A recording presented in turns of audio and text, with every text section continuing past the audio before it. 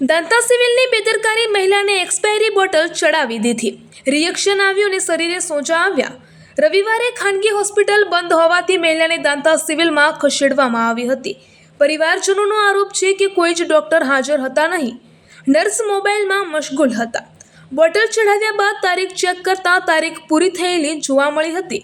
Nurse ત્યારબાદ 30 minute માટે ગાયબ થઈ ગઈ હતી. હોસ્પિટલ તંત્રની ગંભીર બેદરકારી. મારું નામ રાઠોડ યશપાલ છે. આજ રોજ મારા નાના ભાઈને વાઈફને ઘરે થોડી બીપી લો અને હાઈ થઈ હતી.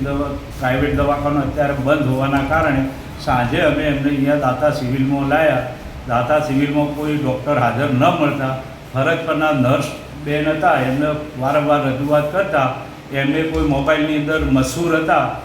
એના 10 મિનિટ પછી એમને ટ્રીટમેન્ટ ચાલુ કરી, પણ ટ્રીટમેન્ટ ચાલુ કર્યા પછી એ બોટલ જે ચઢાવી એ બોટલ એક્સપાયર ડેટની એમને ચઢાવી અને એની અંદર ઇન્જેક્શન નાખેલા હતા.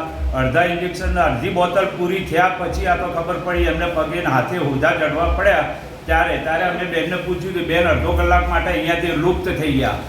એના પછી અહીંયા કોઈ જવાબદાર વ્યક્તિ નથી. હાલ અમે અહીંયા સિવિલ હોસ્પિટલમાં જ છીએ, પણ હજુ સુધી કોઈ અધિકારી અમારી જોડે હાજર નથી. અને અમારા જે પેશન્ટ છે એને જે હાથે પગે હોજા ચડી ગયા છે એનો જવાબદાર કોણ? હાલ કેવી કન્ડિશન છે? હાલ એમને થોડી તકલીફ વધારે છે. હવે દેખીએ એના પછી અમે આગળ લઈ જવાની વિચારણા કરી રહ્યા. સુપ્રિન્ટેન્ડન્ટ હાજર છે અહીંયા? નથી, કોઈ નથી. કોઈ ડૉક્ટરે હાજર નથી. એક નર્સ જ છે, બાકી બીજું કોઈ કરતે અહીંયા હાજર નથી. પછી મારું છે.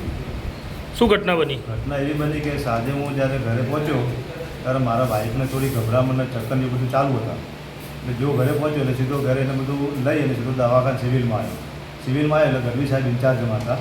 મેં સાહેબને વાત કરી, સાહેબ મારા વાઈફના તકલીફ છે એટલે કે તમે બીપીને બધું ચેક કરાવો, બરાબર, પછી આપણે ટ્રીટમેન્ટ કરીએ. બીપીને ચેક કરાવ્યું અને ચેક કરીને સીધા પછી એમને એડમિટ કર્યા. એડમિટ કર્યા પછી ડ્રીપ ચડાવી, બાટલો ચડાવ્યો. બાટલાની ઇન્જેક્શન નાખ્યા. ઇન્જેક્શન નાખીને લગભગ બાટલો અડધો જેવો ચડ્યો, બરાબર. પછી અમે ચેક કર્યું, એના સાથે સોજા ચડી ગયા હાથ ઉપર અને બંને હાથ ઉપર સોજા ચડી ગયા. બાટલો અમે ચેક કર્યો, સિસ્ટરને કોઈ સાહેબે કોઈ ચેક કર્યો નથી. ચેક કર્યો એટલે અમને લાગ્યું એક્સપાયરી ડેટ મે 2026નો એક્સપાયરી ડેટ. અમે સિસ્ટરને પૂછ્યું, સિસ્ટરને બોલાયા. સિસ્ટરને કીધું એક્સપાયરી ડેટ બાટલો છે મે 2026નો, તમે શું ધ્યાન રાખ્યું? અને સિસ્ટર અહીંથી જતા રહ્યા. અમને કોઈ જવાબ આપ્યો નહીં અને રિએક્શન આવ્યું. બંને હાથ ઉપર ઓછા ચડી ગયા. મેં બધું ઇન્ચાર્જ કોણ? ઇન્ચાર્જને બોલાવો તો ઇન્ચાર્જને કોઈ અહીંયા જવાબ આપવા તૈયાર નથી. સિસ્ટર સંતાઈ ગયા રૂમની અંદર. મેં એમનું રજિસ્ટર આપો, રજિસ્ટર આપવા તૈયાર નથી. અમને કોઈ જવાબ જ ના આપે. સરખી તરીકે સ્ટાફ જ કોઈ નહીં.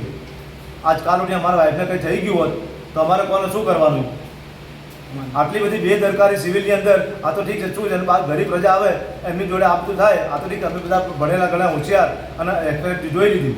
આદિવાસી પ્રજા આવે એક્સપાયરી ના જોવાનું કારણ ઉઠી મરી જાય તો એને જવાબદાર કોણ? અને હાલ હજુ સુધી અમે એમને પૂછ્યું કે નામ આપતા નથી, સંતાઈ ગયા છે.